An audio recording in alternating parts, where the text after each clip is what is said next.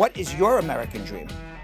My American dream is that we just stop talking about walls. A society without walls. That's my American dream. I pray for, everyone to be happy and be at peace. People come to this country for the same reasons. They're trying to get away from what's going on at home, and we should embrace each other. Got two things. I hope that Spanish is prosperous for our son Dion, who's 8 years old now, and we hope that he will be taking over our company in the future. My American dream is I have to successful my every single thing because I have one daughter and my wife. So that's I want my good hard work and give it to them. My American dream is one day I have my home pancake all over the place. I'm living it. The fact that I'm able to open up my own food truck and be able to represent my culture and be able to expose it and just kind of create unity representing Ethiopians and Eritreans. Everyone has a right to the American dream.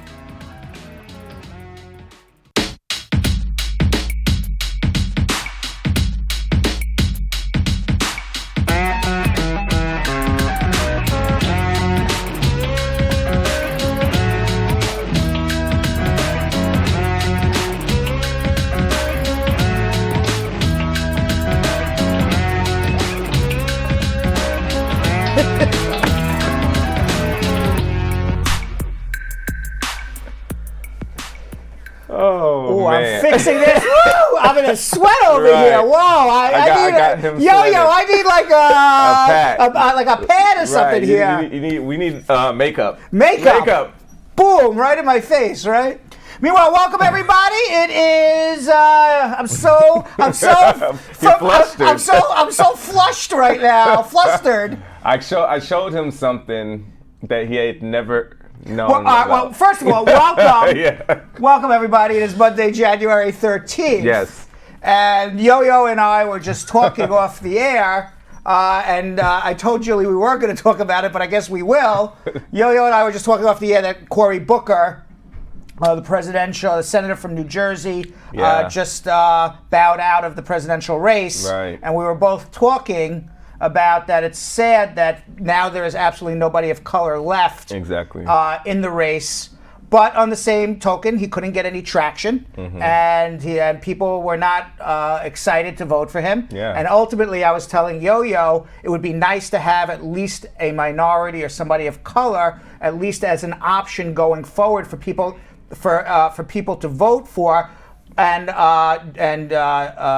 Julie in the TriCaster guy said Andrew Yang. He's Asian, so they're still in Asian. And yes, that is a minority and a person of color, so I was wrong. But in terms of an African American or Hispanic or Latino or Latina, there are none left. There is still Andrew Yang. Yes. And I was holding it down. And I was saying to Yo-Yo, I'm going to get to why we're all sweating here in a second. And I was saying to Yo-Yo, I said, it'd be nice, to have somebody at least have an option, not to say whether he should win or not. But apparently he wasn't getting any traction and couldn't raise the money.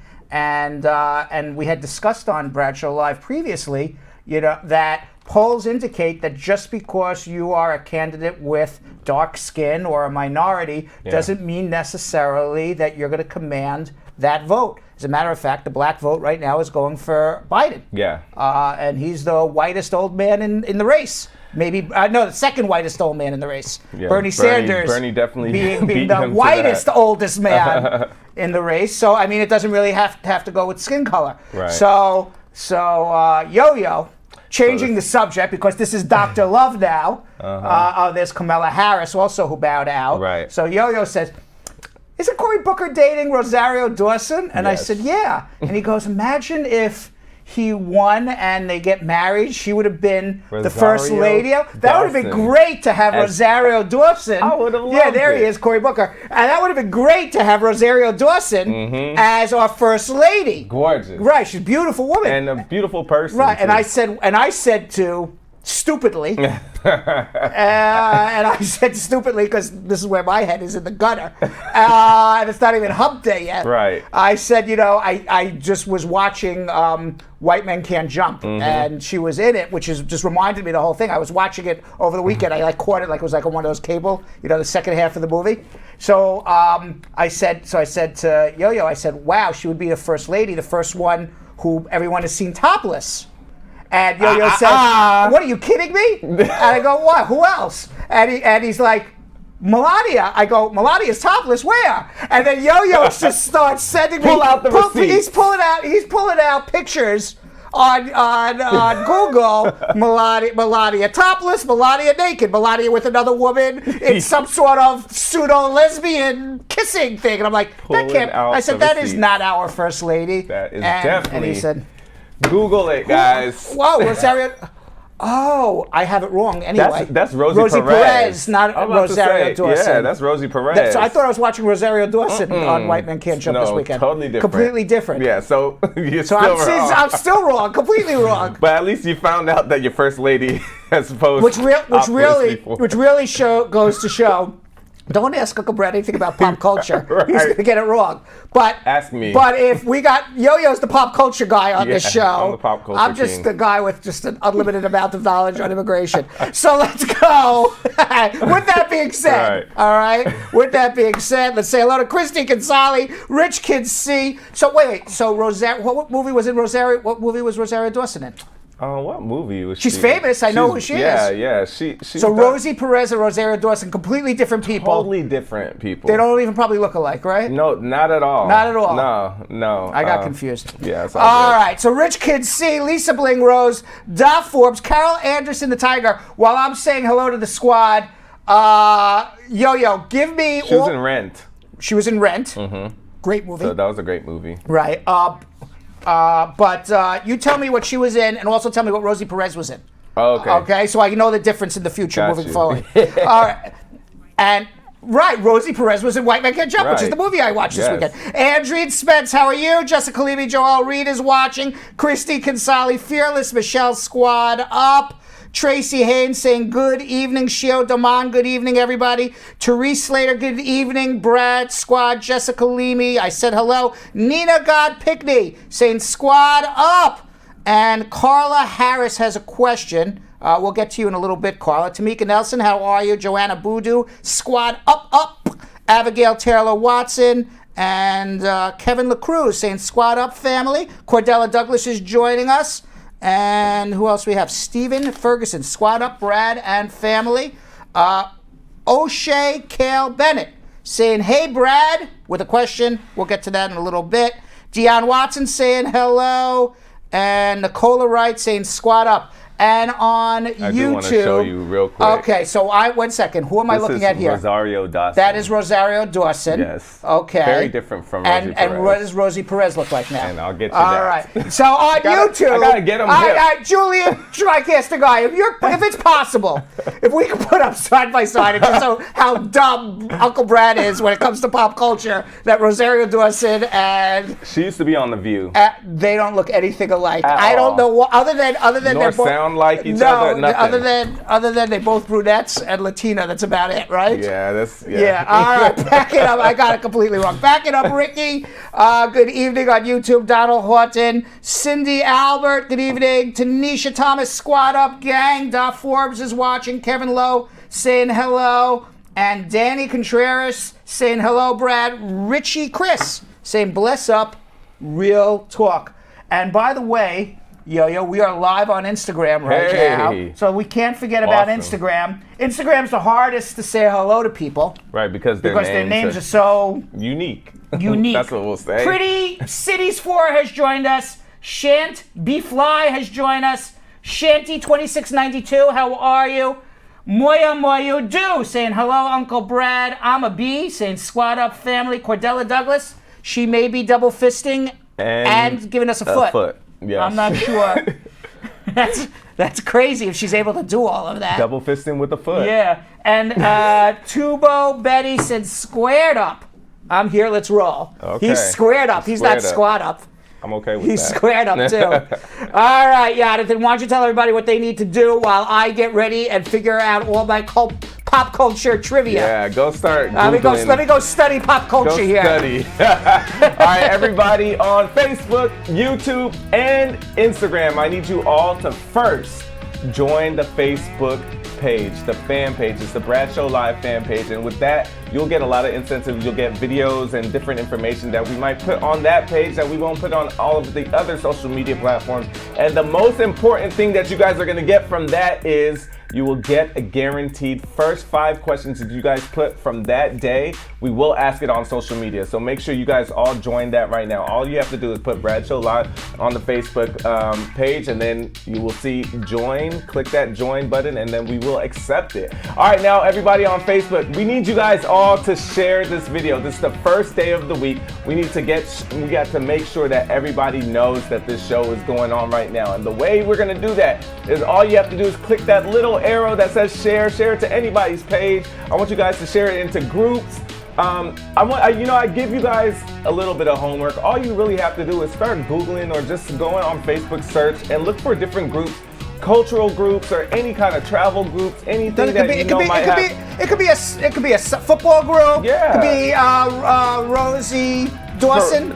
Rosie Dawson? I've completely screwed it up again. Rosie Perez Rosario.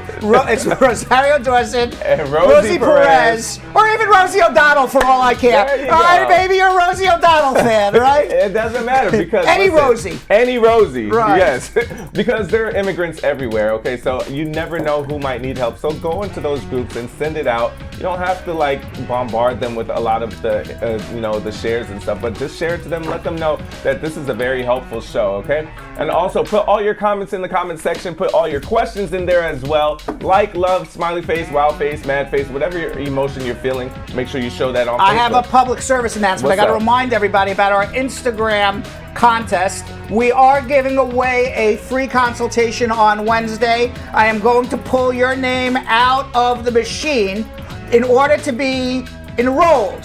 Yes. To get into the free contest, you have to do 3 things. Yes. Number 1, follow us on Instagram at Brad Show Live.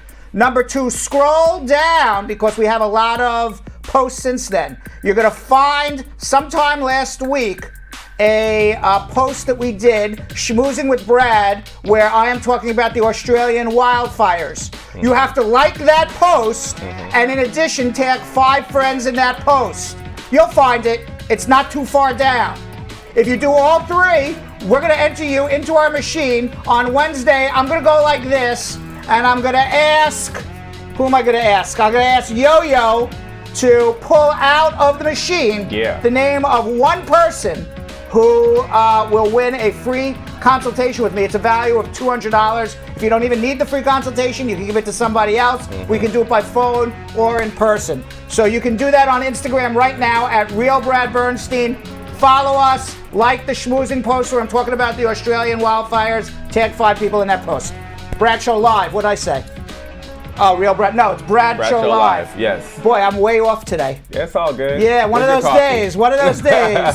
It's the beginning of the week, so it's all good. We have another 4 days to make up for it. All right, everybody on YouTube, first thing we need you guys to do is subscribe. Click on that little red button and the bell right next to it because you got to make sure you know when you got to get notified anytime we come on. All right, and also put all your questions in that comment section. Of course, we want you to share that. It's very easy. You can actually say share and you can share it to any of your social media platforms. But let's do this. Let's all copy the link and send it in a text message blast to all your friends and family. If you guys do this every day, we'll force them to understand that this show comes on Monday through Friday. That's right. We need some forcing. We need some forcing. Nobody's doing any forcing here.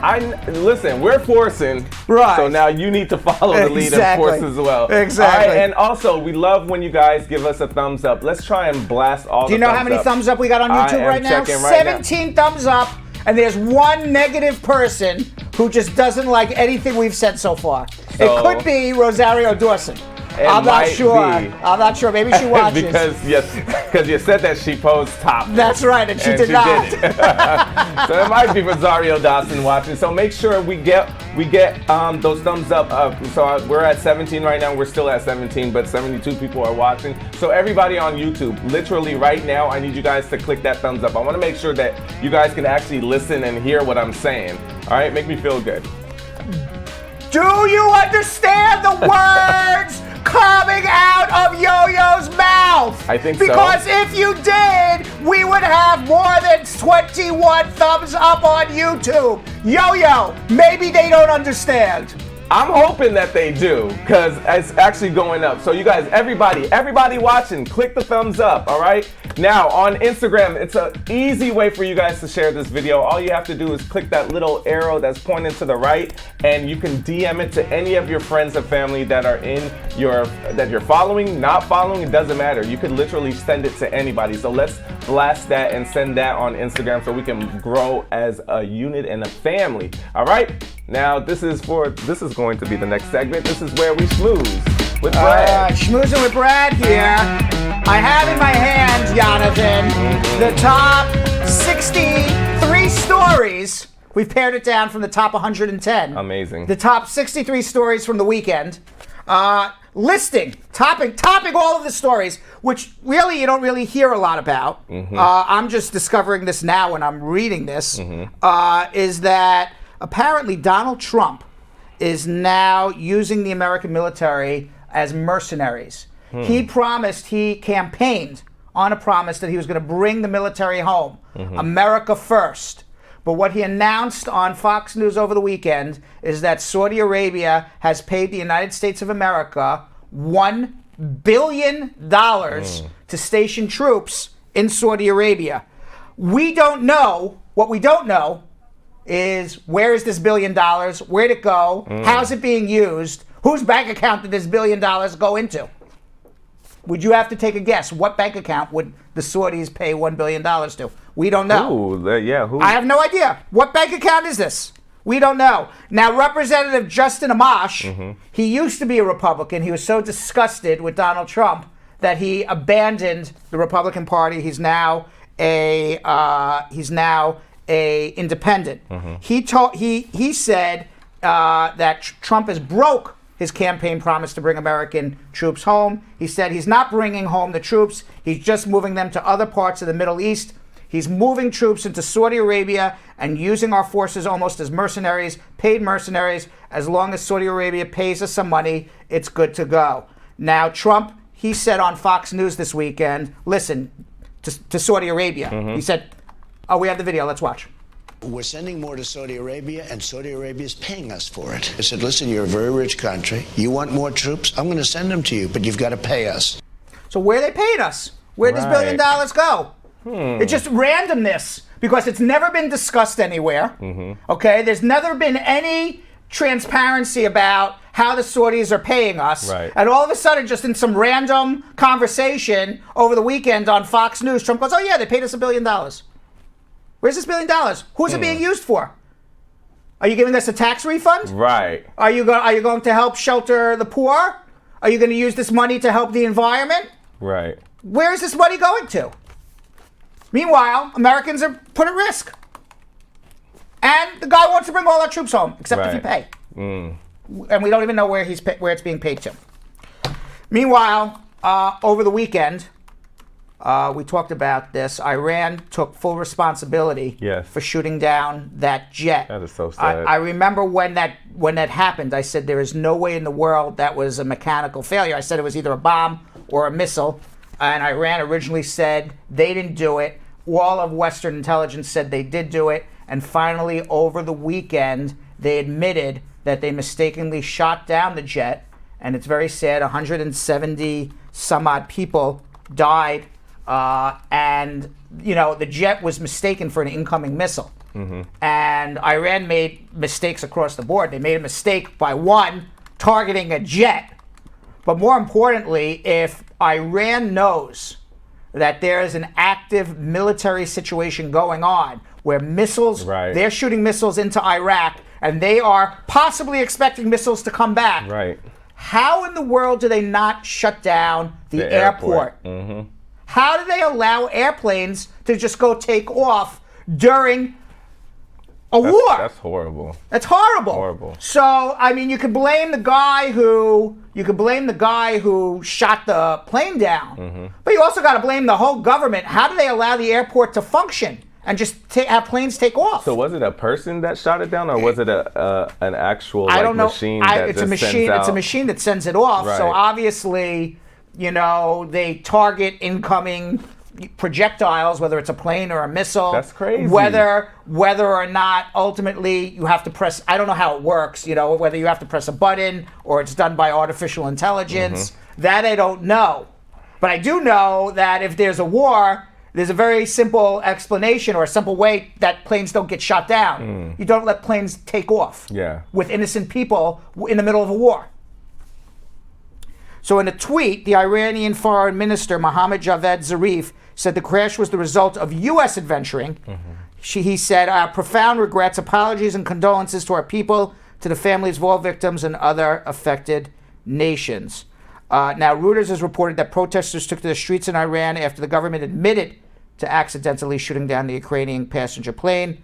The growing anger surrounding the crash comes just weeks after the Iranian government reportedly killed citizens in an attempt to quash national protests because of a very, very poor economy. CNN reported that the protests started as Iranian college students gathered for a planned vigil. The death of graduates from top universities migrating to Canada on the Ukrainian plane that was struck a nerve with protesters. Many protesters feel their future is ruined in a country facing such high unemployment. Earlier yesterday, Donald Trump tweeted, "To the leaders of Iran, do not kill your protesters." Trump wrote on Twitter, "Thousands have already been killed or imprisoned by you, and the world is watching. More importantly, the USA is watching. Turn your internet back on and let reporters roam free. Stop the killing of your great Iranian people." It's all. And by the way, it's great to allow the media to be free in another country. But God forbid the media asks Trump a question here. It's fake news. Fake news, right? And Amnesty International reported that at least 304 people were killed in November 2019 anti-government protests in Iran. Online video sent to the New York-based Center for Human Rights in Iran and later verified by the Associated Press on Monday showed Iranian security forces firing both live ammunition and tear gas to disperse demonstrators protesting against the Islamic Republic's initial denial that it shot down the plane. So that's what's going on in Iran right now. In a way, this little skirmish between the U.S. and Iran may have set off a huge counter-protest against the Iranian government. Which is a good thing, I would think, as long as they're successful. Right. It would not be a good thing if they're not successful. Right. Meanwhile, Donald Trump, he stated the reason that he killed this general is that there was credible evidence that this general was in the process, General Soleimani, he was in the process of planning 4 different bombings against various U.S. embassies and other U.S. Buildings throughout the Middle East.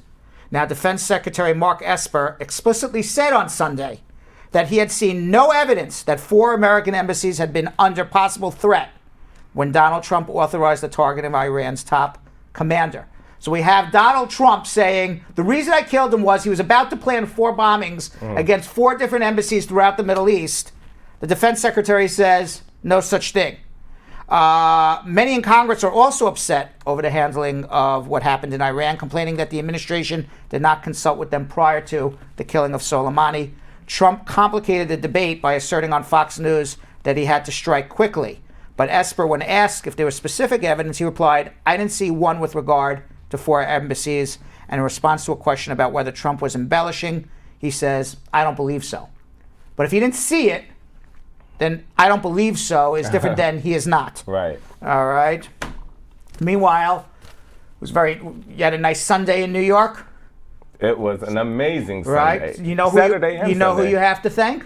Global warming. Global warming. Thank you very much, global warming, for our beautiful 65-degree weather 66. in New York. It was beautiful. We loved global warming in New York. Unfortunately, we don't love global warming in the South, where 11 people died in severe storms that are spreading across the United States. At least 7 tornadoes confirmed in Arkansas, Missouri, Oklahoma, Texas. 3 people confirmed dead in Alabama. In Lubbock, Texas, 2 first responders were struck and killed by a vehicle as they were attending to a traffic accident brought on by icy road conditions. Wow. A 3rd person was reported dead in Texas when a car flipped into a creek in Dallas as severe thunderstorms swept through the city. And you know who we have to thank for that as well? Who? Global warming. Thank you very much Yep. for all that death and destruction in the South while we were enjoying our warm weather here in the North. Our uncomfortably warm weather when it's supposed to be cold in New York. Right. You know who also doesn't really love global warming? Or doesn't believe in it? Well, I know people who don't believe in it, but you know who doesn't love global warming? Who doesn't love it? Australia. Yes. And the animals who got killed in Australia. 1 billion of them. Plus all of the people who had to leave their homes and the destruction of what's going on in Australia. They don't really love global warming so much. But we loved it this weekend. It's not worth it. So you know, if we wanted to be selfish, we're like, yeah, well, great. We love go global warming. Right? But everybody anywhere else in the world, not so good. Hey, I'm not going to like global warming here over the summer. Yeah. Let me tell you that. Meanwhile, this is weird, and this has nothing to do with global warming, but 950 earthquakes have hit Puerto Rico this year. Really? Yeah. Now, they're calling it an earthquake swarm. A magnitude... I was in Puerto Rico a few years ago. I remember I was in the Ritz-Carlton in San Juan. It's now closed. It's never been reopened since they had the hurricane. But I was there. I was like on the 6th floor, and I remember the building shaking back and forth. I was in a hurricane. It was the only time I was ever in a hurricane. But it was kind of weird feeling, you know, because it was quiet. Right. You know, and you just feel the building shake back and forth. Well, meanwhile, a magnitude 5.9 earthquake shook Puerto Rico Saturday morning. It was the most recent in a string of earthquakes and aftershocks. They've left thousands of people without power and water. At least 539 buildings are damaged, $110 million in damage in total. It was the strongest quake since Tuesday's 6.4 magnitude. Many on the island have lost their homes. Thousands have remained in shelters. And they just came back from the hurricane. I mean, literally, I was just there 6 months ago, and I was walking around, and you were there too. I was there in April. and in the main city, it's good. Yeah. But if you went out to the country, we went out to the country. It's still a lot of damage. You see it, and they were just getting into it. Now, Mayita Melendez, who is the mayor of the southern coastal city of Ponce, Puerto Rico's second largest city, Ponce, told NPR News on Friday that people are very afraid. Ponce has sustained more than $150 million in damage, according to U.S. Representative Darren Soto of Florida, who visited on Sunday. More than 700 people are homeless, and the bridge Guanica is starting to crack. The other thing that happened was there's this very special rock formation. We showed that the other day. I forgot the name of it, and it was in the it was supposed to be a heart. Yeah. It's now gone, destroyed, never sad. to be seen again. That was a big tourist attraction too. Now this also has nothing to do with global warming, but it seems like this is like the end of the world wherever you look and turn on the news. Yeah. Like there's some like major catastrophe going on. In Manila, a small volcano about 37 miles south of Manila, Philippines, draws tourists for a picturesque setting of a lake. It erupted without warning on Sunday. Tens of thousands of people were evacuated. Manila's international airport was closed. The Philippine Institute of Volcanology and Seismology said that the Taal volcano in Batangas province, south of Manila, blasted steam, ash, and pebbles 6 to 9 miles into the sky in a dramatic escalation of its growing restlessness. Now, this is really dangerous because this is literally 37 miles from the largest city in all of the Philippines. Tens of millions of people live in this, or millions and millions for sure, live in the city and the surrounding areas. About 300,000 people may have to be moved if this volcano continues to erupt. Meanwhile, we're talking about the Australian wildfires, and Operation Rock Wallaby is on the way. Australia is in the grips of its largest and worst wildfire season on record. As we said, over 1 billion animals were killed in an attempt to save an endangered brush-tailed rock wallaby. What is a brush-tailed rock wallaby anyway? There it is. That's that. Very cute little animal. The government has arranged to drop thousands of pounds of vegetables to fire-affected areas. Because not only if the animals survive, there's no vegetation for them to eat. Right. So they're going to starve to death. They don't know where to even get food from. So, I mean, if you survive a fire, you starve to death as a poor little animal. Right. You know? So, look at them. State Environmental Minister Matt Keene said in a statement that the provision of food for the wallabies was one of the key strategies employed to promote the survival and recovery of species affected by the blaze. Hashtag NPWS, Operation Rock Wallaby staff today dropped thousands of kilograms of food. It was in a tweet. To our brush-tailed rock wallaby colonies across the north-southwest hashtag bushfires. The wallabies were under stress because of drought, lack of food, and it was very, very challenging to them. White House is now also considering a larger travel ban from even more and more Muslim countries.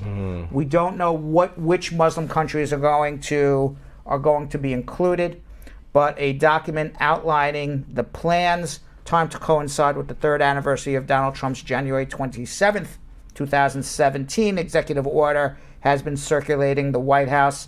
It's unclear which countries are going to be on it. It's unclear when this is going to come out. But the most recent iteration had restrictions on 5 majority Muslim nations: Iran, Libya, Somalia, Syria, and Yemen, as well as Venezuela and North Korea. We will see what happens with that. What else is happening here? Donald Trump over the weekend. Yeah. He took credit for reducing the cancer rate in America. Oh, God. I have no idea what he did to do this, but he is taking full responsibility that people are surviving longer in America. The cancer death rate is the lowest in recorded history, and he says that's a lot of good news coming from this administration. The rush to claim the credit for the decline drew a gentle rebuttal from the Cancer Society, which said in effect that Trump should not be patting himself on the back.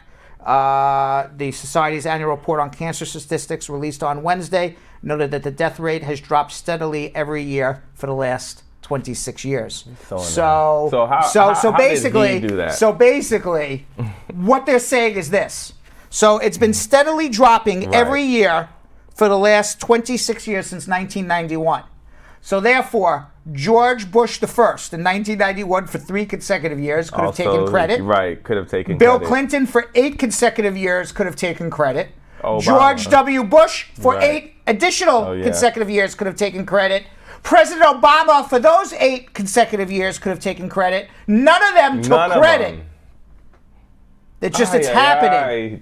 But Donald Trump says it's because of me that this is at the lowest. He gives me a headache. Now, Representative Debbie Wasserman Schultz, a Democrat of Florida, said on Twitter on Thursday in response to Trump's claim, cancer rates dropped before you took office.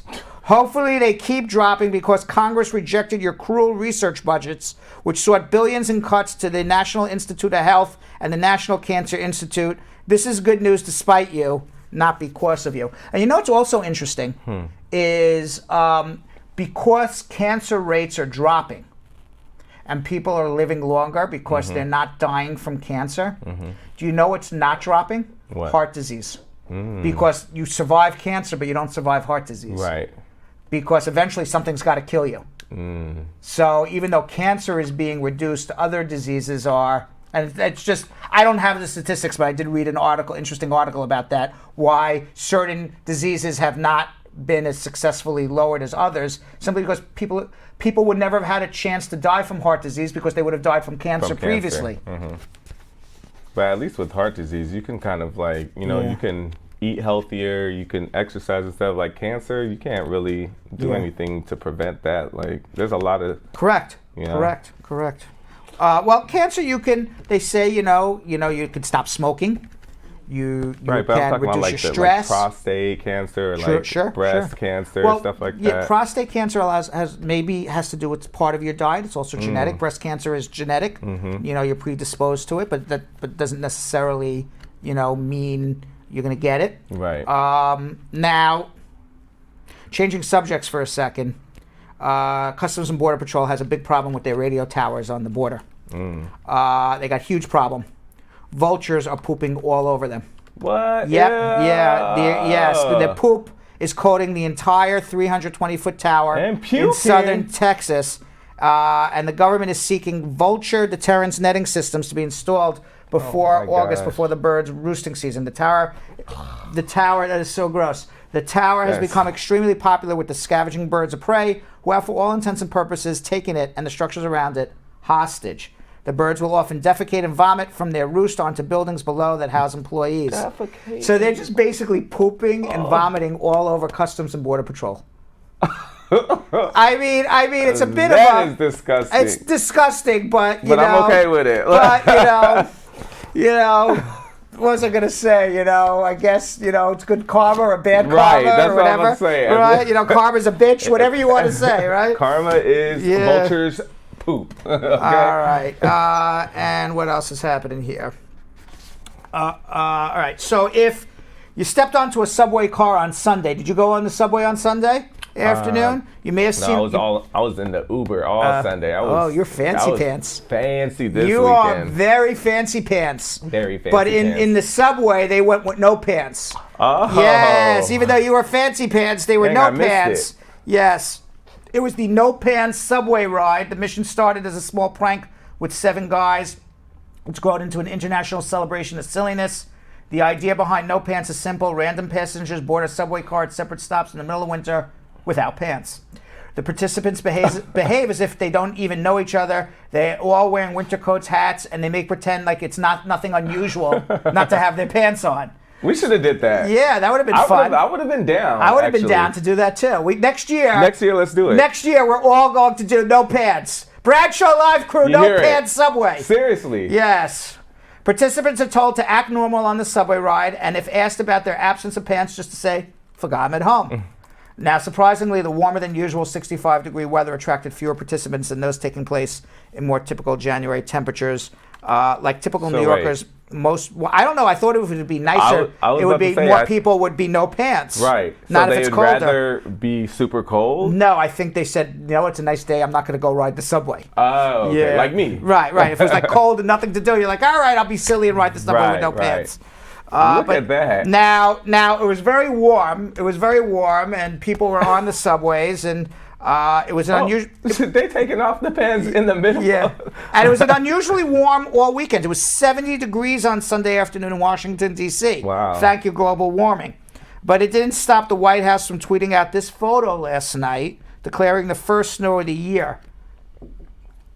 What? Wait, how? That it was very confusing, to say the least. It seems the White House is a full week behind on their tweets. So the photo of the White House tweeted out last night was actually taken on January 12th. The Trump White House does have a strange habit of lying about the weather to fit its agenda. Most infamously, Trump once altered a weather map so that it was consistent with his lies. Crazy. All right, Yonathan, Yo-Yo, Elias. Are we ready? We're ready to answer some immigration questions. Okay. All right, so you already know what that means. That means everybody on Facebook, it's time to start your watch parties. All right, it's so easy to do it. All you have to do is click share where that little arrow is pointing to the right.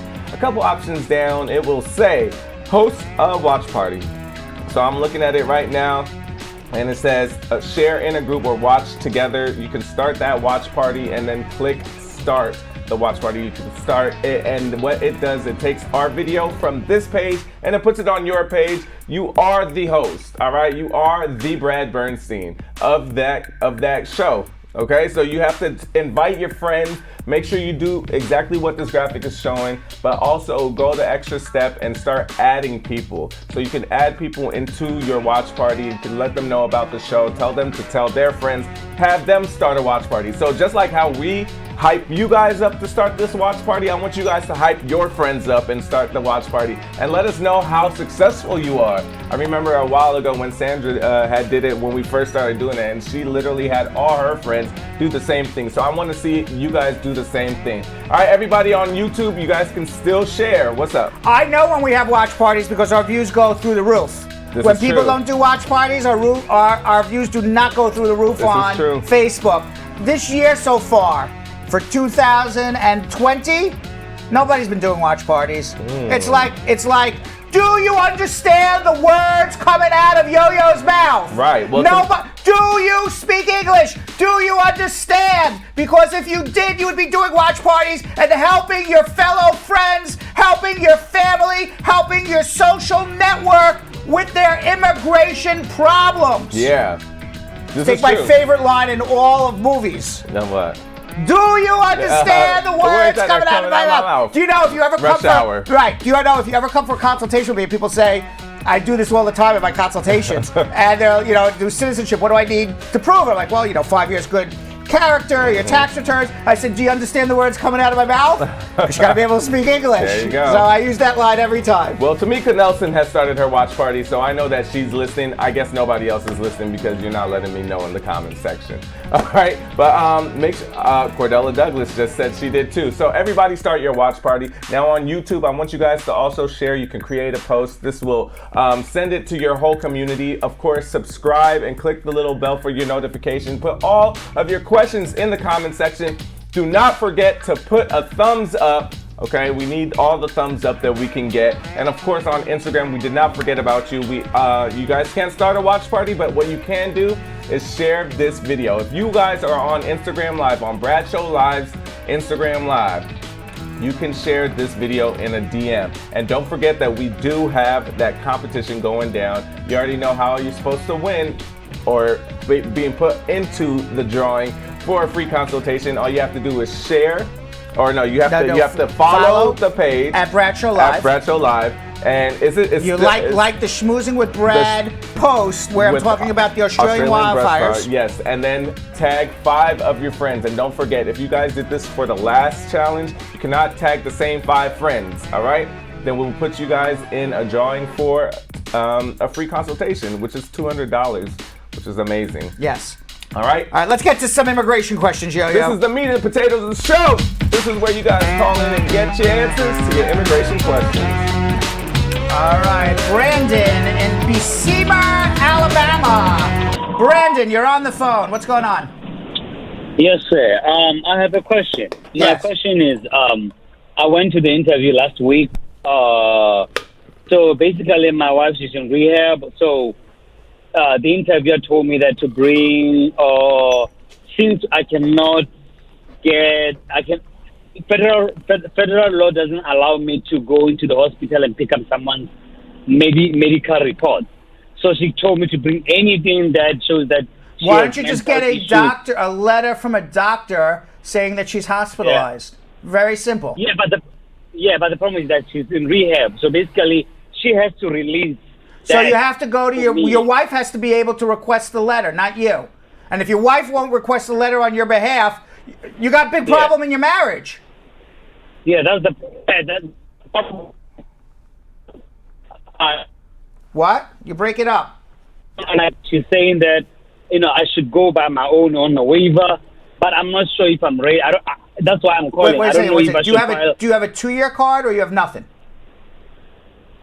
No, I have my conditional green card for 4 years now. All right. So then, what you need to do then, if your wife's not going to help you, then and she's not willing to help you, she's the one who has to request the letter from the rehab saying that she is confined in a rehabilitation center for whatever her issue is. If she doesn't want to help you, then the marriage basically is irrevocably broken down. So then at that point, you have no choice. You got to look out for yourself. And as sad as it is to start a divorce against somebody who's in rehab, you don't have a choice because ultimately you got to look out for yourself. All right? So if she's not going to assist, then you got to start a divorce and then walk into immigration for your interview and prove that a divorce is started and request time to complete the divorce and prove it was a real marriage. Yes. Okay, one more question. So do I go? They gave me 90 days extension since my last interview last week. So you need to now start a divorce now, and then go back to then hopefully you're divorced in 90 days or you're close to it. Go back to your interview, show this is as far as I've gotten in my divorce. Here's the proof it was a real marriage. Okay, got you. And if you need help, hold on 1 second. Let's go to Momo in Madison, Alabama. Alabama is representing 2 calls in a row from Alabama. Momo. Yeah, Happy New Year, bud. Happy New Year. What's up? Yeah, first of all, I have a good news. My N400 went through perfectly, so now I'm a U.S. citizen. Congratulations. Wonderful, yeah. Momo. Yeah, it has been really fast. I mean, again, I went to the naturalization interview ceremony in December, and everything was really fast. I was not expecting it to be like that. Yeah, it's usually not, especially where you're from. In Africa, I hear an African accent. Yeah, Cameroon. And usually it's not, and usually it's not from Africa. You usually slow Africans down. So congratulations. I'm glad it worked out for you. What's your question? Yeah, my question now is, I have the I-130 for my wife, and so right now I have to update the status because I applied when I was a resident. Where's your wife? She's in Cameroon. All right. So what you need to do is the I-130 approved or not approved yet? They are. I mean, they accepted it. I mean, the status. All right. So what you need to do is this: find a photocopy machine, make a photocopy of your naturalization certificate. Make a photocopy of the I-130 receipt. Do not send originals, send photocopies. The receipt for your I-130 when you filed for your wife as a resident and your naturalization certificate. And you write the address that was on that receipt. And what you write is, "Dear sir or madam, this is my case number. I'm the petitioner, Momo, whatever your last name is. This is my wife, Mrs. Momo, whatever her name is. I am now a U.S. citizen, as you can see by my naturalization certificate. Please upgrade the case." I just told you what to do. Okay, thank you. You said the receipt of the I-130. Correct. Okay. Now, she's pregnant now. She's like 2 months now or 1 month. Well, hopefully she gets the green card before she gives birth. Oh, if not, she would be able to come with her child on the first entry as long as the child's under a year, and then the child would be paroled into the U.S. Your wife would get a green card, and how long have you been living in the United States? 5 years, something. Okay, it's very possible that your daughter would be a citizen anyway. Okay, so when the child is born, should I apply for the naturalization for him or what? A passport. A passport? Yes. So if you were living in the United States for more than 5 years legally before the child's born and you're a citizen, she's a citizen. Oh, the child is citizen. Yeah. And for whatever reason, if not, she would be paroled in anyway on the wife's first entry. You'd file the adjustment here and she would still become a citizen either way. Oh, okay. So she's not gonna. I mean, the child's not gonna have any issue coming into the United States. No. Okay. I was just that was my first concern. Okay. Yeah, right. I appreciate. Thank you very much. You're very welcome. Appreciate it. All right. By the way, was our broadcast interrupted on Facebook, or we're okay, Jilly? It says interrupted. So we're off Facebook right now, or we're back? Nope. We're interrupted on Facebook. Yes. All right. Very sad. Let's go to Susan in Brooklyn. Susan. Susan. Susan. Susan. Hello. Hi, Susan. Hello. Hi, Susan. Hi, Brett. How are you? Good. How are you? Good. Yeah. I have a question.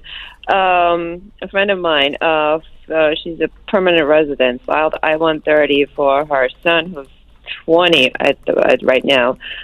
At some point, they sent RFE, which was never received, and obviously we didn't respond, so they sent a denial of the I-130, and they suggested we file motion to 90B, which we did. Okay, refile a new I-130. I'm sorry? I would refile a new I-130. But he's being aged out. He's going to be 21 in half a year. Why was the case denied? Some minor document that was previously sent, they claimed it wasn't, and we resent it again, some marriage certificate or something. Okay. It was something minor. Okay. He's going to age out either way, because by the time this gets decided, it's going to be over 21. But hopefully, by appealing it or making a motion to reopen, saying I did what was requested, hopefully that would save the child under the Child Status Protection Act. Hopefully.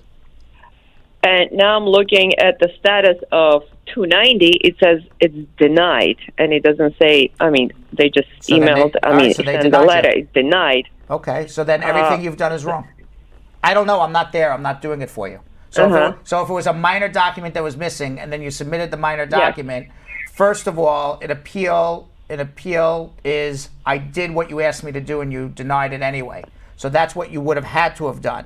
If you were missing a document and now you submit it on appeal, that's too late. That would be a motion to reopen that you should Not have appeal. done. It was a motion. They suggested file a motion Okay, and fine. submit So then the I don't know. document, which we All did. right, so you did everything wrong.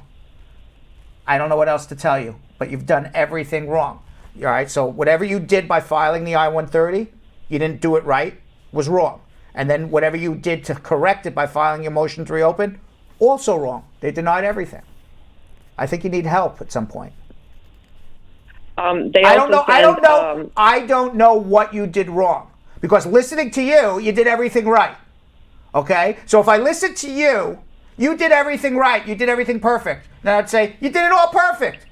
But apparently you didn't, because they kept denying you. But I don't know why. We're going to figure it out. I think you need a consultation. Okay, can I ask another question? Yeah, sure. Unrelated.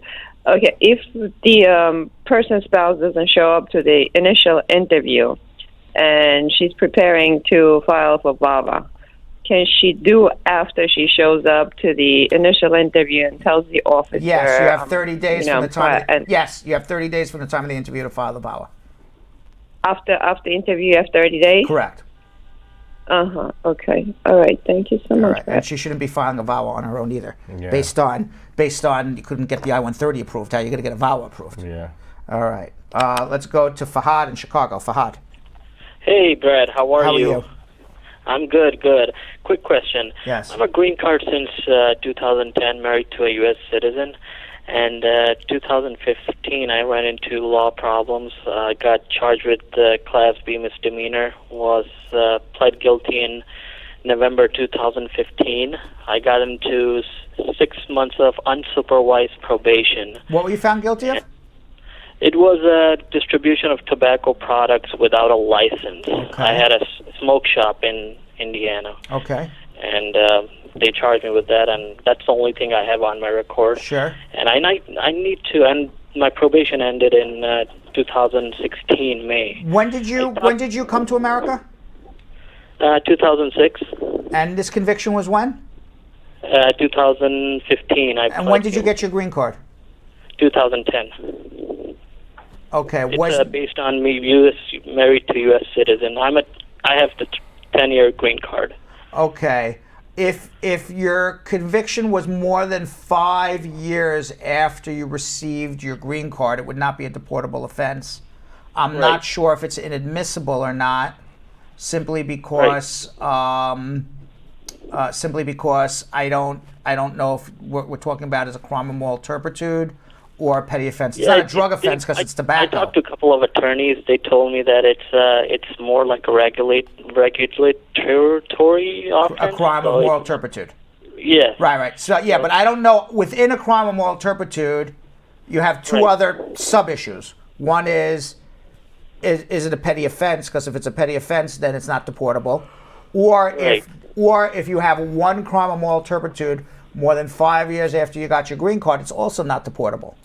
Either way, you want to be able to become a citizen, and you have to wait. You're married to a citizen yourself, so you got to have 3 years good moral character from the time your probation is up. So your probation was up in 2016. We're now May 2016. 2016. Right. So you have more. It's assuming you filed joint tax returns with your spouse, and I got 2 kids with my wife. So then you can do your citizenship more than now. 8 years of joint The tax returns. answer is you can do your citizenship now because you only have to have 3 years in a bona fide marriage with good moral character, and good moral character starts the day your probation ended, which was May of 2016. So you're okay. May 2000. Yes. Because I talked to one of the lawyers, and she said that it doesn't matter. You're married to a U.S. citizen. You have to wait till 2021. That's not true. That lawyer doesn't know what they're talking about. Thank you, Brad. I listened to your show. You're doing a great job. But do it based on you check off based on a bona fide marriage for 3 years, because then you just have to have 3 years good moral character. and prove it's a Right. bona fide marriage. All right. Yeah, All right. I'll definitely do that. All But right. thank you very much. You're very welcome. Thank you, Brad. Thank you. All right. Let's go to Alfred in Columbus. Alfred. Yeah. Yes. Brad, good evening, Brad. Good evening. Yeah. Yeah, how are you doing? Thank you for your job. My pleasure. What's going on? Yeah, brother, I found myself I married last year in April. And I submitted, I did go through the interview. I got my green card in November. Yeah. I got my interview. I got my interview. I got my green card in November, but before that, there was a lot of problems with my marriage, with my woman all the time. Threats. Did you get a 2-year green card or a 10-year green card? No, I got a 2-year. It's a conditional green card. Yeah. So what was the threats? Tell me what the threats was. She tells me, your life is in my hand. I'm going to divorce you so that you won't get your green card. Well, believe it or not, if she divorces you, she'd be doing you the biggest favor in the world, because you wouldn't have to live. Yeah. You wouldn't have to live with this BS and stress, and you would be able to still get your permanent green card by proving it was a bona fide marriage and my wife divorced me. You would say, congratulations, thank you very much for relieving all my stress. Yeah, 2 days ago, that was last Thursday. He has a son who is not mine. I take care of the boy. You don't take care of the boy. I told him that. Alfred. Yeah. Sounds like you're in misery. Leave her, get a divorce, prove it was a bona fide marriage. You'll keep your green card. I hear you, sir. I can help you. I can help you. Hold on. Let's go to Magnus in Grand Forks, North Dakota. Magnus. Hi, good evening. Hi, how are you? Not so bad, Brad. What can I do to help? I have a question or for clarification. Yep. I saw last week on your program this amnesty for Liberians. Correct. Right. But I have been here since 2018. You're Liberian?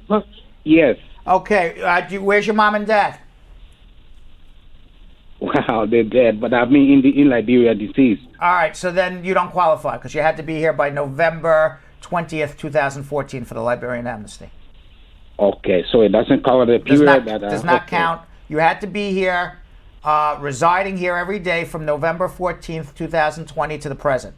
If you don't have that, but your parents resided here from November 14th, 2020 to the present, and you're single, you would qualify also.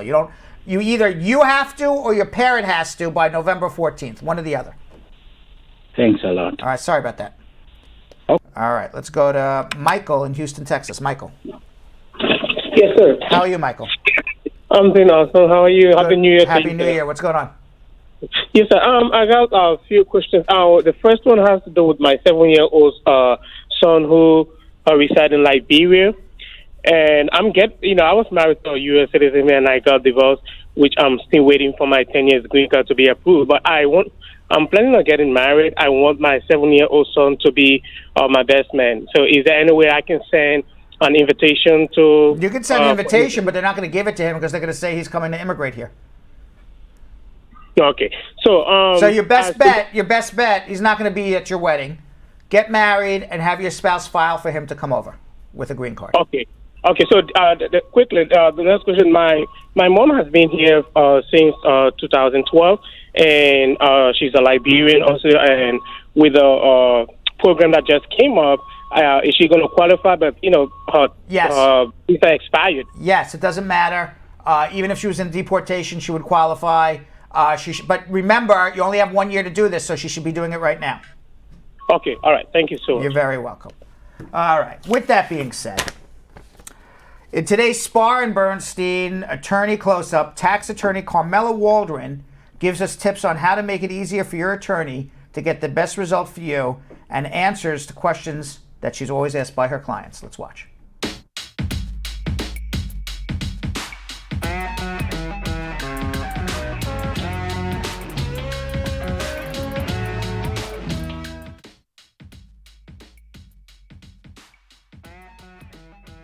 One way in which the client can make the tax case easier is cooperation, providing documents in a timely fashion. So for example, if I ask the client to provide tax returns, bank statements, because your case is under review, that should be done right away.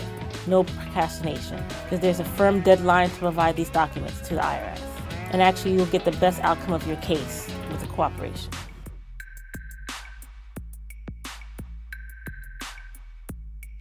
The common questions I get from clients is if they're being paid under the table, do they have to notify the IRS who's paying them?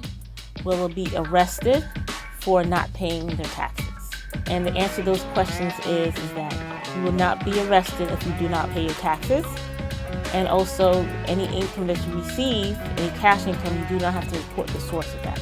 The tax code is extremely complicated, and I always tell my clients that the IRS only looks out for only the IRS interest.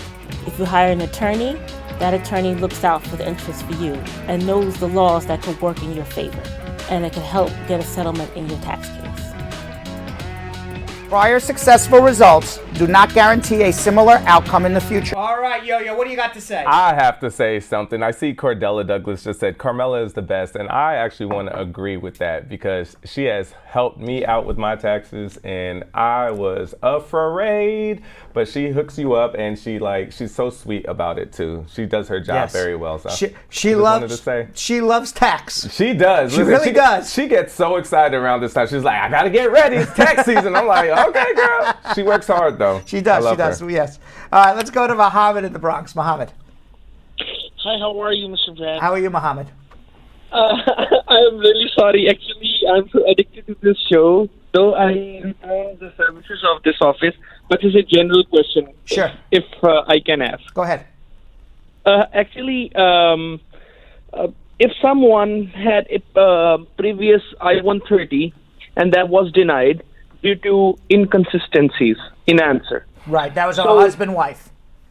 Husband and wife. Right. So if in future they have the same condition, one spouse had some memory problem, like they don't recall like some details, then what can they do? It's Well, not you would their- need it's you not would their need to control. go you would need to go to a doctor, and have a doctor run some scientific, medically, I guess, respected tests, and show that having a Stokes interview and being separated is not a proper interview for this particular couple because the man or the woman has a memory problem. But you'd have to be able to scientifically demonstrate it. You just can't say person forgets.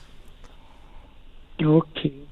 Okay, thank you so much, All right, Mr. Brad. you're Thank you so much. Have a good day. Okay. Let's go to John in Chicago. John. Hi. Hi. How are you today, Brad? Good. What's going on? My wife is a registered nurse. She passed NCLEX, obviously, and she has a visa screening.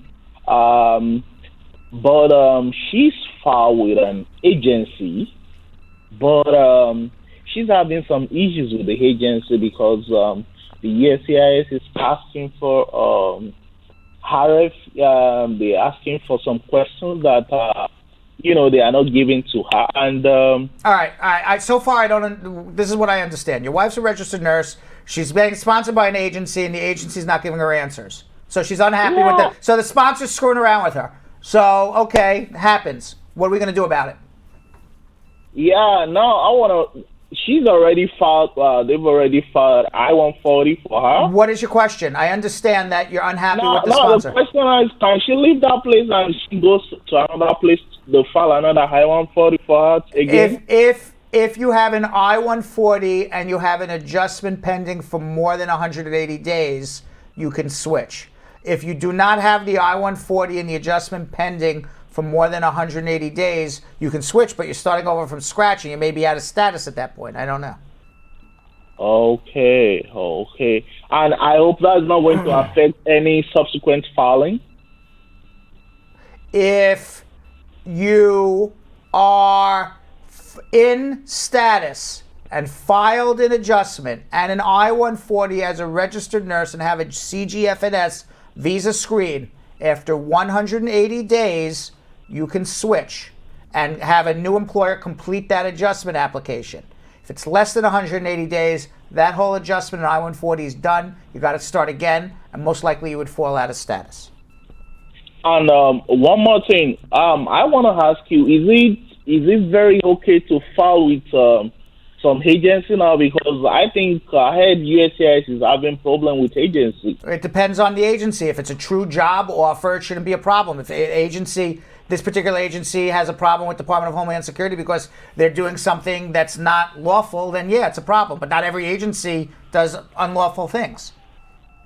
Okay. All right. Hold on if you need help. Let's go to Richard in Hartford. Richard. Hello. Good afternoon, Mr. Brad. Good afternoon. I'm fine, sir. What's going on? Yeah, I got a question. Me and my wife married now for going to 3 years, but I got my work permit and my social, but I didn't have the money to do the medical, so they denied me the green card. So when I finally get the money in September and did it now, they send a letter to me, so they get the receipt and everything. But I went down there because I wanted was to get some emergency thing to go to my mom's funeral in Jamaica, and the guy said he couldn't give it to me because my green card have 30 days suspension on it. But here's the funny thing now. I go down there today and the guy told me that they didn't look at my situation. I'm lost. 1 second. You filed an adjustment. The adjustment was denied because you didn't do a medical. You didn't have the money. Then you did the medical and you submitted it. And you then said your green card's denied. You never had a green card. So what you did, 1 second, let me understand what you did. You did what's called a motion to reopen and said, here's... Yes, I did that. All right, motions to reopen take years. And while your motion to reopen is pending, you get no benefits. You don't get a work permit, you don't get advance parole. My advice to everybody who gets their adjustment denied is rather than do a motion to reopen, file a new adjustment so you can get your benefits. But but I got my work permit, my social already, I got it already. I understand that, but you can't renew it because you have a pending motion to reopen. So what should I do then? What should be my next step then? If you want to travel, withdraw the motion and file an adjustment with a new medical again. You just keep spending more and more money, but that's what you need to do.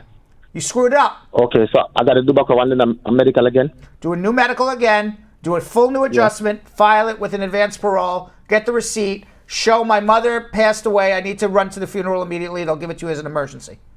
But right now you're not entitled to an advance parole. So all right. So before I let you go, I have to do back over the medical. So what kind of form do I have to get to do the medical? I don't understand, guys. Go back to the doctor and get a new medical. Maybe the medical was done 3 weeks ago. The doctor can just fill out the forms again.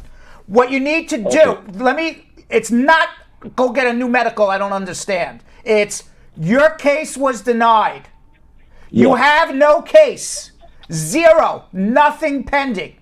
You then go back to immigration. You say, oh, here's what I didn't do before. I'm going to make a motion to reopen. Okay. You listen to the words, reopen. Until your case is reopened, you have no case. It takes 2 years to reopen a case, maybe longer. While that's happening, you can get deported. You're not getting a work permit. You're not getting travel. You're here out of status. So when you get your case denied, what you should have done is file a new adjustment. You still have to pay filing fees. What's the difference? So you file a new adjustment with a new affidavit of support, all new forms, all new everything, including a new medical. And you're asking me now, how do you travel? You can't travel right now because your case hasn't been reopened. You need to file a new adjustment. No, that's what I did because you want to know. Okay, I filed one and they gave me back a thing there, the 26th of September, which is 2019. I don't know. What do you mean by they gave you back a tin? What does that mean? No, okay. When I find out, they told me that the medical was a problem. So I did the medical in September and I get the receipt back from them. Stop it. Did you file a motion to reopen? I don't want to hear about a thing. Don't tell me about a thing. I don't care if it's a lawyer who did it. I don't care if it was the Pope. I'm asking you a question. Did you make a motion to reopen or did you file a new adjustment?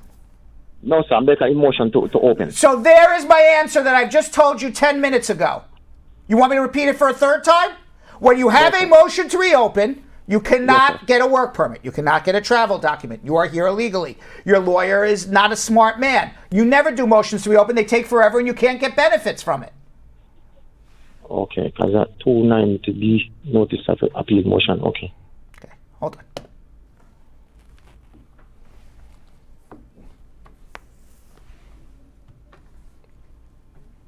Uncomfortable silence. Yes. Abraham, how are you? Yeah, how are you? Good. What's going on? Yeah, I just heard about the benefit and the Liberian getting green card. I just want to know people that came from 2018 of the pricing of the qualify. No, you had to be here by November 14th, 2014.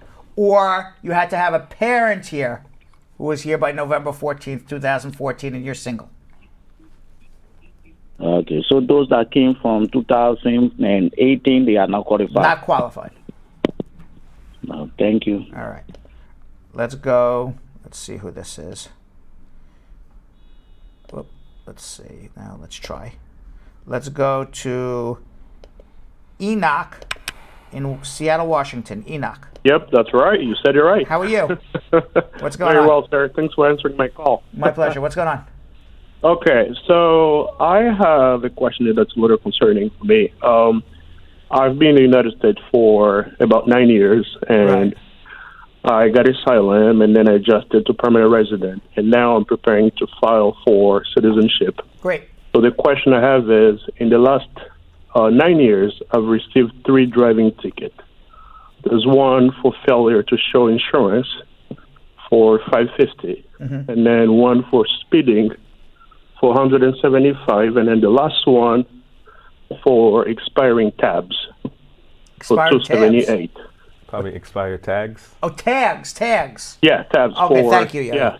All right. Yeah. So, being a bad driver doesn't make you a bad person. So it sounds like you'll be okay. Okay.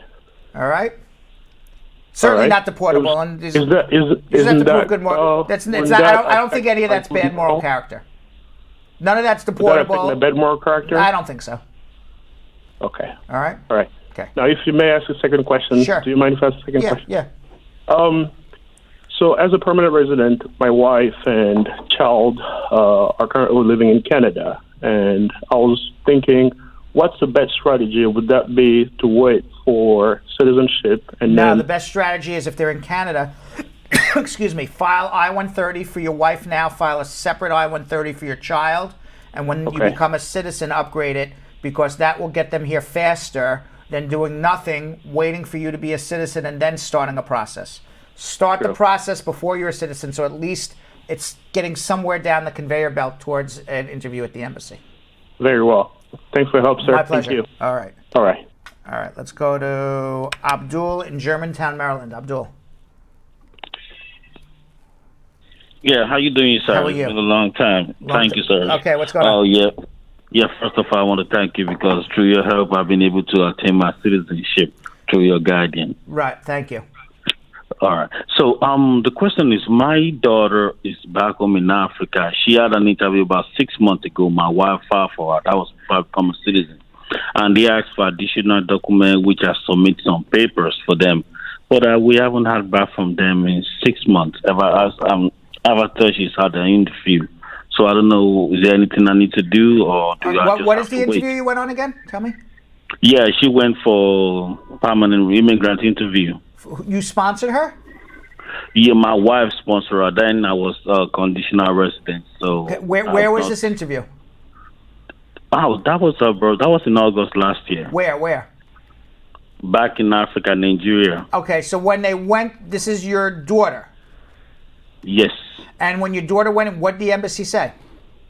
They asked for more document because unfortunately she didn't go along with document. They asked for pictures and all that. Okay, So, and you submitted all that.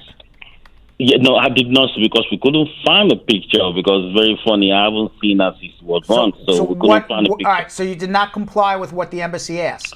I sent them a mail and I sent them the corresponding messages I had with my daughter since I've been here.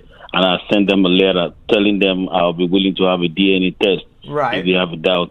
Okay. If they have a doubt about Right, because if your wife filed for your child, you do not have to prove a father-child relationship. They're asking for documents that they don't need. You just have to prove that you're the biological father, DNA, nothing more, nothing less.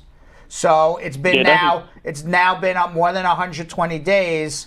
You haven't heard anything back from them. I would suggest you either have us call the embassy, or you call the embassy, or somebody has to call the embassy and say, hey, what's going on?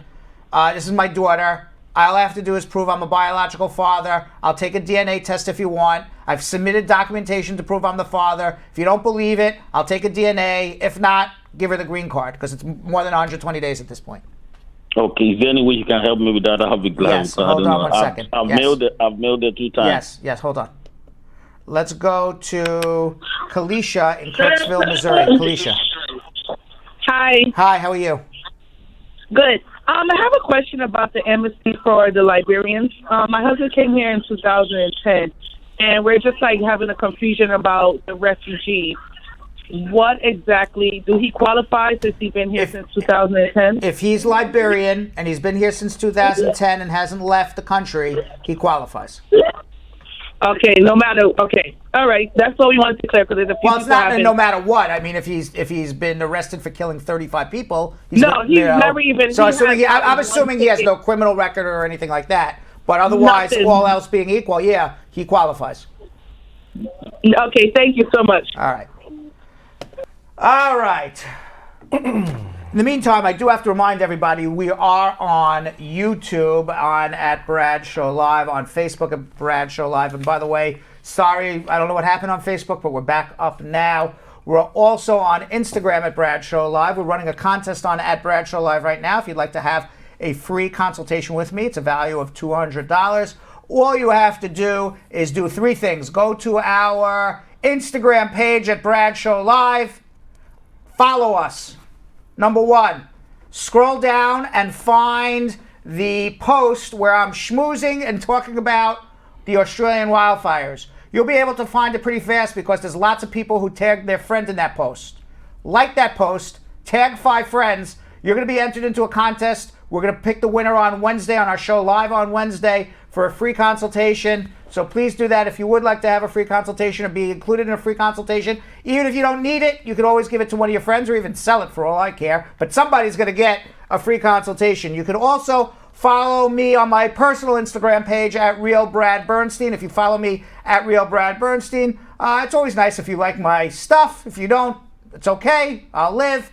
More importantly, you could always send me a DM if you have some questions that I haven't been able to answer here, and I will tell you either 1, too complicated, come see me, or if I can help you, I'll give you a quick answer. Lots of people I give quick answers to, other people I say, come see me. And you can do that all on my Instagram page at Real Brad Bernstein. And Yonathan, Yo-Yo, Elias, what do you got on Instagram or anything else to promote? Yes, you can follow me on Instagram at Yonathan Elias TV. So meanwhile, we put together a compilation of my answers, commonly asked questions about adjustment of status. Let's watch. Is there any way I can change my status? No, withholding or removal means that you were not granted asylum, but the judge says your life is in danger if you go back to your home country. So he said, I'm going to give you withholding of removal, which is basically we will not enforce your deportation. The only way you can adjust your status is to reopen your case when and if you become eligible for a green card. Assuming your dad got his green card, oh, you're going to love my answer. Love it, okay? Assuming your dad got his green card in 2002. At that time, it was also taking about 7 or 8 years to get a green card through a parent, okay? So that means that grandma had to have started the case for your dad sometime in the mid-1990s, assuming he got his green card in 2002. I know you're 38 years old, and I know in 1995, or 96, or even 1997, you were under 21. So that means in 1995 or 96 and 97, when grandma filed for dad, you were included on that case because you were under 21. You're 245I eligible. When immigration doesn't do their job after 2.5 years, it's called lawsuit time. Okay, you either file a mandamus action against them or an APA claim, which is Administrative Procedures Act claim, in federal court. And what a mandamus or an APA claim is, hey, you gotta do your job. Your job is to process my application in a reasonable amount of time. Either give me thumbs up or thumbs down, but you can't just hold my case forever. If you have a 2-year home residence requirement, you have to either remove the 2-year home residence requirement to adjust your status. They can do a job sponsorship, but they would go home and then wait home about 18 months for a job sponsorship to come through, to come back with a green card, provided they get a waiver of the 2-year home residence requirement. but they're not going to be able to adjust their status here through a job because they're going to end up overstayed. He filed an I-130, which is only to get you a visa appointment in another country. He needs to file an I-45 and work permit and advance parole and the whole package in America to get you your work permit, your travel, and eventually adjustment into the year. That's why you're waiting 10 months and have nothing. Prior successful results do not guarantee a similar outcome in the future. All right, let's do something we like to call social media checking. What do we got, Yo-Yo? All right, our first one comes from Carmela saying, I came to the U.S. on a 10-year visitor's visa and got married to a U.S. citizen. My husband filed the I-130 form and we received a reply that the case is under review. Can I now file the I-485 along with the I-765 separately? Unfortunately, it was until after filing the I-130 we realized that we should have filed both together. Yes, you should have, and just submit a receipt of the I-130. Okay, Lee saying, asking, is the National Guard a branch that can lead to accelerated citizenship? You know, that's a very good question. That is. I've not heard I don't that know, question. is the National Guard part of the military or not? I The only reason I don't know the answer is because I'm not a military guy. And generally, nobody in the military comes to me for their citizenship because the military will do it for you.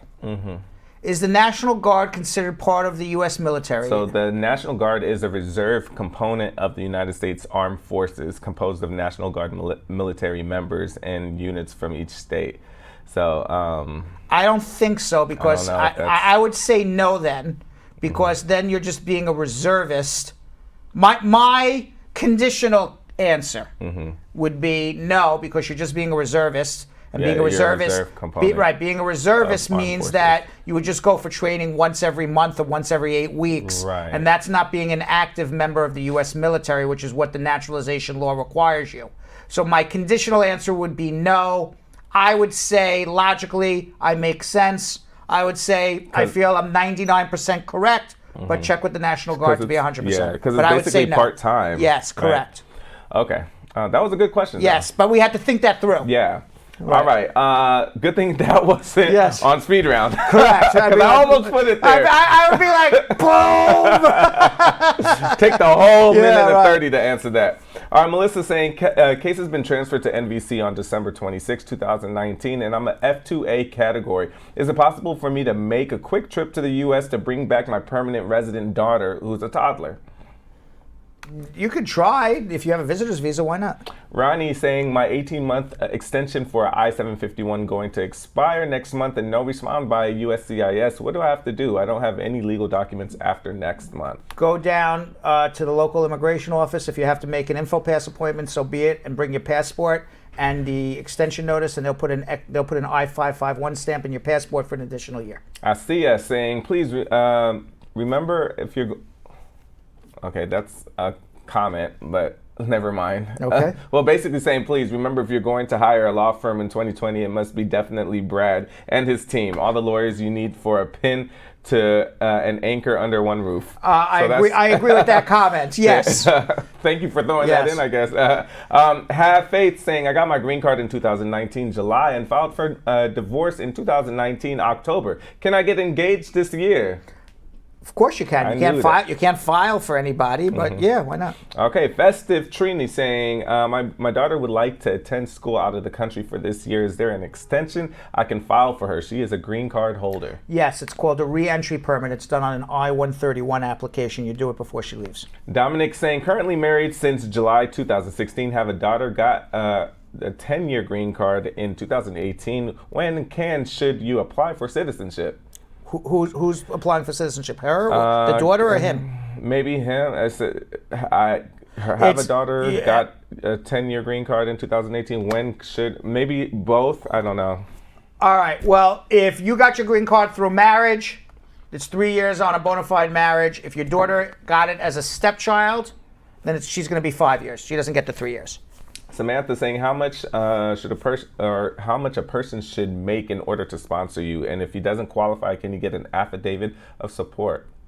You have to make 125% above the poverty level, What that number is depends on how many people they have to support and how many people he's giving an affidavit of support for. So it really depends on the number of people in the family. If they don't make enough, you could always get an affidavit of support from a second person.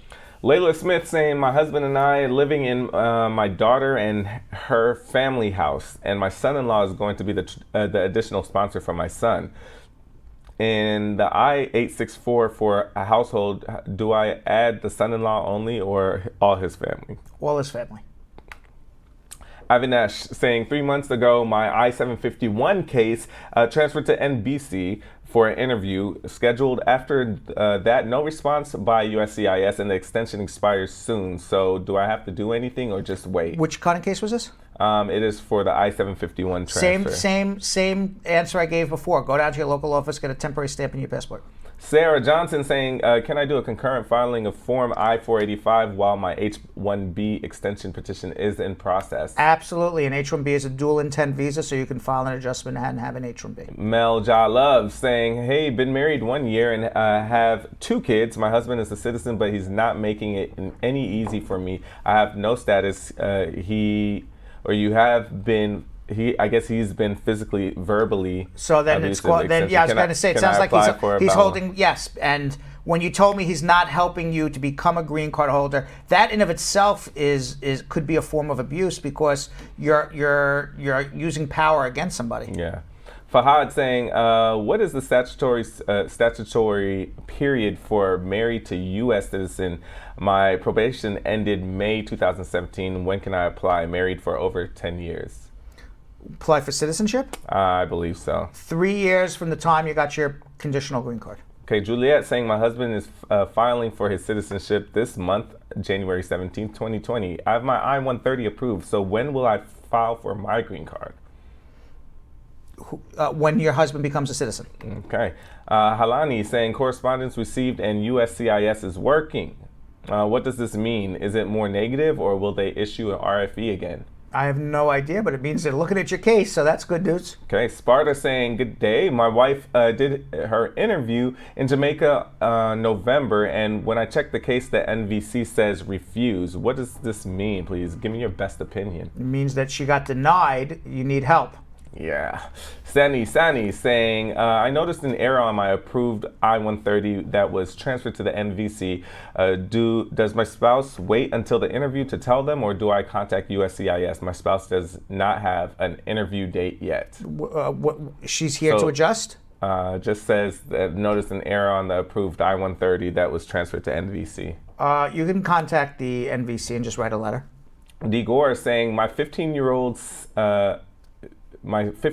son, I-130 is in process, but I want him to come to visit me on his visiting visa. What's the worst that can happen if they give him trouble at the airport, and will it be fixable? They can deport him at the airport and not tell him he can't come back for 5 years. Ooh. Okay, Mashibu saying, should I prepare evidence to take with me on my marriage interview stating that I'm not legally married back home? On my visa application 5 years ago, I put that I was in a common law marriage. Yes, but you should bring proof that you are not legally married back home.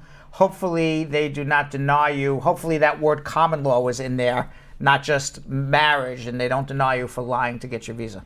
Better Life Records saying, my wife filed for me and my daughter, but the I-130 was filed on different days. I would love to know if USCIS might put both petitions together and send them to the NVC. Probably not, but you can probably consolidate them when you get to the National Visa Center. Atenfa saying, had my interview 90 days ago, and since then USCIS have refused to send me a notice. Each time I call them they tell me it's pending. I recently filed to renew my I-765, but it was denied. Reason being, my I-485 was denied. So your case is not pending. Your case was denied. You need help. So, okay.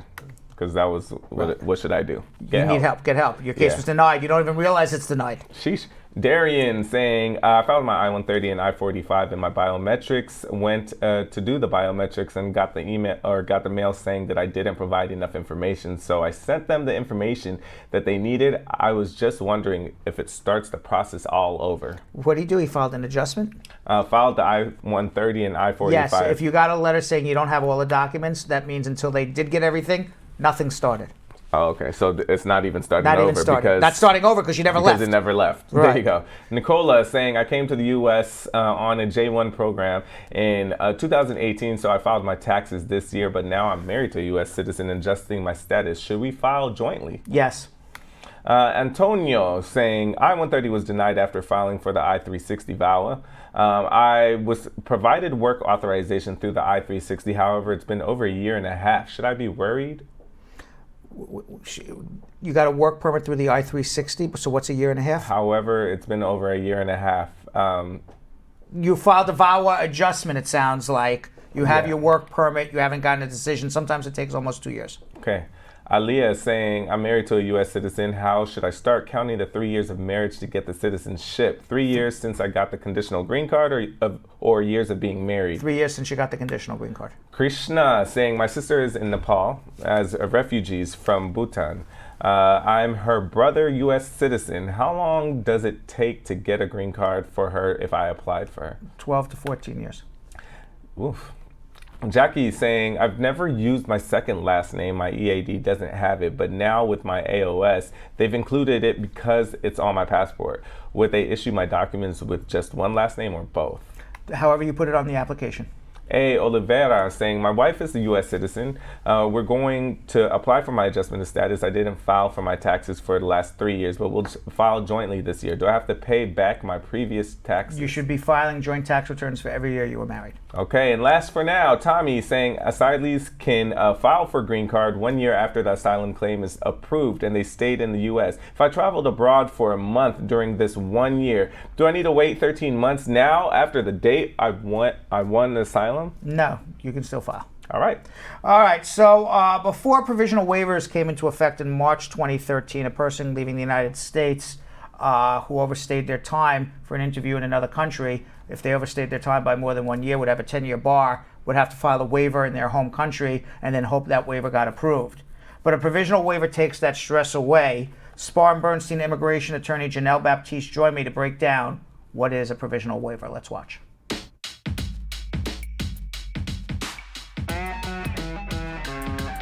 Before 2013, if you became eligible for a family-based green card application and you were not 245I eligible and you had overstayed your time here, you had to return home to the country where you originally came from to get a green card. Except if you'd go home, we wouldn't see you here for almost 10 years or longer because almost everybody would have had a 10-year bar. And it became almost impossible for any family member to sponsor another family member for a green card unless they were married to a U.S. citizen and legally entered the United States. And I'm talking about people who had overstayed their time on their visas. In 2013, President Obama changed the law via executive order and put in something called the provisional waiver. To break all of this down for us and tell us exactly what we need to do to get that provisional waiver so you can go home and come back without that 10-year bar is Janelle Baptiste. How are you? Thank you, Brad. I'm very So good. tell us exactly what is the provisional waiver. So if you're in the United States for more than 180 days, you trigger a 3-year bar. If you're in the United States for more than 1 year, you trigger a 10-year bar.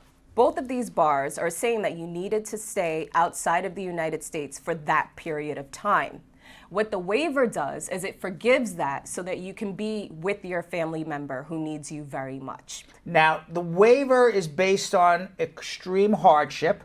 Correct. To your parent who is a citizen or a resident, or your spouse who's a citizen or a resident. So people who are going to take advantage of these cases are anybody who has to go home to pick up a green card but has that anchor parent or that anchor spouse to do that provisional waiver before you go home and come back. It doesn't have to be that parent or spouse doesn't have to be the person who petitioned you as long as they're there for the waiver. We've had children sponsor their parents and then the parent would do a waiver through their parent, which would be the grandparent. We've had people get sponsored in jobs and then did a waiver through their parent. Janelle, you work on these waiver cases every day. What do you need to get these things approved? You need to demonstrate that you're a U.S. citizen or lawful permanent resident spouse or parent would suffer an extreme hardship. We're able to demonstrate that, okay, many times through getting a psychological evaluation, affirming the fact that your parent or spouse would suffer an extreme hardship, or if they're suffering from a medical condition. When you interview somebody, they're here in front of you for the first time. You don't know anything about them. You say, I need a provisional waiver. What are the things that you're going to interview them about to find out if they have emotional issues, financial issues, or some other issues? What are the things you're going to pinpoint? What I will try to do is obtain information, as I mentioned previously, about medical or psychological issues. When it comes to emotional issues, people have all sorts of issues that aren't always apparent at the surface. So it's always important to get your entire backstory, so I'm able to extract that. And when we send you to see a psychologist, they'll be able to dig into that as well. When it comes to the financial hardship, what I try to do is try to see the financial breakdown in the house. Who's responsible for paying for all this stuff? Exactly. And then if the person's going to get stuck back home, how are we going to pay for the house? Exactly. So those are the things we look for as well. And by the way, that goes then back into, it's all a big circle, because then that goes back into the psychological hardship, the emotional hardship. Who's going to pay for my house? I'm going to be homeless. Exactly. Or a situation, all right, the government's going to say, well, then go move back to Jamaica or Trinidad. Well, how am I going to get a job there? How am I going to survive? Exactly. Well, what about my children? Take my children out of a classroom here in America and bring them back to a classroom in Guyana or Jamaica or Europe or Africa where they've never been to in their entire life? Those are all big emotional issues. Janelle, tell us about a case that you recently worked on where you had success. So I had a client who was originally from Trinidad and Tobago. He was married to a U.S. citizen. They have a beautiful child together. He was the main breadwinner in that family, so there was a lot of stress that was being placed upon his spouse when she had to think about the fact that her partner may not be able to remain in the United States. That brought on an onslaught of, psychological conditions, of course, depression, anxiety, everything that you could expect to accompany that. Fortunately, the 601A provisional waiver was approved. He went to Trinidad, came right back as a lawful permanent resident of the United States. In my career, every person that this law office has sent back on a provisional waiver has come back. I've never had a client, knock on wood so far, that has left the country and not come back. And truthfully, it's about 2-3 weeks home, sometimes 4 weeks. And we've sent hundreds and hundreds, 1,000. I don't know how many people home on provisional waivers already, but tons and tons and tons. I've only had 2 people who got stuck more than 4 weeks. There was one guy in Africa where the consular officer just didn't like him and said he's not eligible for the waiver even though he was handing it to him. And then we had to speak to a supervisor, and he waited there about 5-6 weeks, but he came back. It was just one of those issues where oil and water between him and that consular officer, but we got him back. And there we had an issue in the Philippines where a woman went to take her medical exam but had tuberculosis. We didn't know she was going to have tuberculosis, so she had to get treated for her tuberculosis. She got stuck in the Philippines for 6 months and then came back.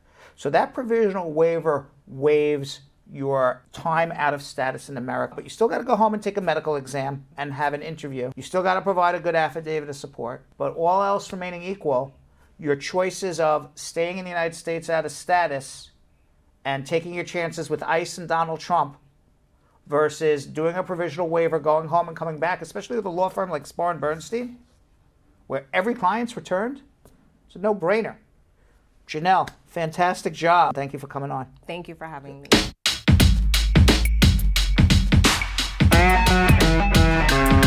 Prior successful results do not guarantee a similar outcome in the future. All right, Julian, let's put a minute 10 on the clock. I'm feeling we have good. our yellow round. We are doing our yellow round today. Oh my goodness. There we are, Ghost Brad. Speed round. We're going to answer 10 questions in 1 minute and 10 seconds. It's Ghost Yo-Yo. God, my arms look so long. Yeah. I'm feeling good. Yes, all right. Silence, please. Silencia. Or silencio. Yes. Let's go. Carrie Ann says, I'm from Jamaica. What are the requirements to study in the U.S.? Get a student visa. Safi saying, hi, I filed a mandamus with USCIS since September and they're still asking for more time. Is that normal for VAWA? No. Have Faith saying, I got my green card, asking for a friend, got my green card July 2019, filed for divorce 2019, October.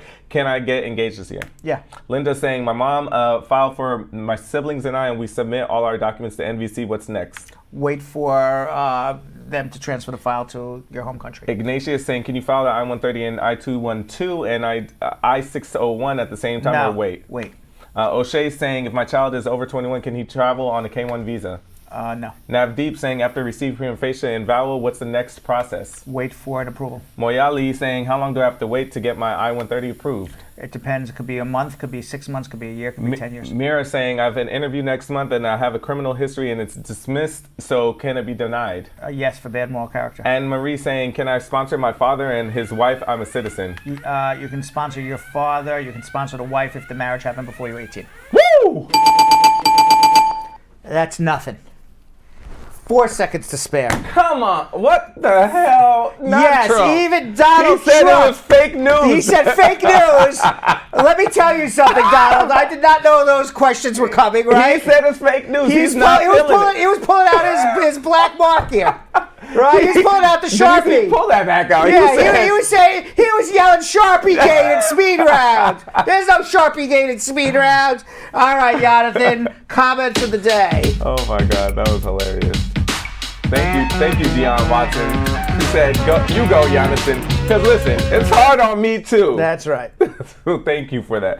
All right, guys. Our first comment of the day comes from Dominic Carter, saying, it's like the Mayan days. I'm waiting for the immigration god to speak the knowledge of the day. Ooh. Wow. Yes. The Mayan days. Mayan? Yeah. When was the Mayans? They had an immigration lawyer back then? Apparently. Okay. All right. Second comment of the day comes from Linda Shaw, saying, yo, you guys come in like a rapture. Ooh. I like it. That sounds like a song. Yes, that was Blondie. I was about to say, it does sound like it is a song. That is a song from the 1980s. Okay, that makes sense. Okay. All right. Our third comment of the day comes from Donna Bless, saying, Uncle Brad is the problem solver, burden barrier, or bearer.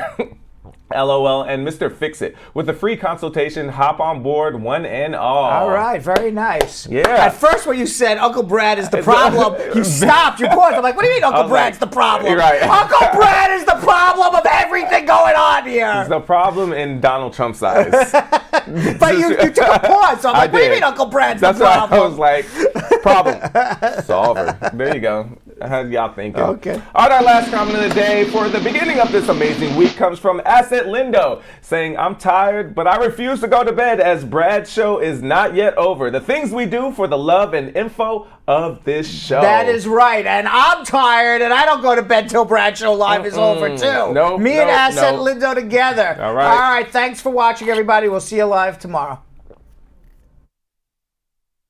So, Sam, as part of the production, we have to say this disclaimer at the end of the show. Do you mind reading it for me? Okay, but you know, Brad, I have to do everything around here. It's bad enough I've got to remember everything that happened on the episode from the previous day. Forget it. I'll do it. The proceeding was information only and not specific legal advice. Consult an attorney about your individual situation. Prior successful results do not guarantee a similar outcome in the future. To make an appointment with the Spar and Bernstein law firm located at 225 Broadway in New York City, call 1-800-529-5465. That's 1-800-529-5465. Easy to remember, 1-800-LAWLINK. That's 1-800-LAWLINK. Once again, make a call to 1-800-529-5465. And of course, link up with the law offices of Spar and Bernstein, located at 225 Broadway on the 5th floor. If I were you out there, make the call, make the link, make the connection, make it Spar and Bernstein. 1-800-LAWLINK. That's 1-800-529-5465. And now, conveniently located in Hartford, Connecticut on 1 Congress Street. Visit us in Connecticut or in New York at 225 Broadway. That's 1-800-529-5465. 1-800-LAWLINK. 1-800-529-5465.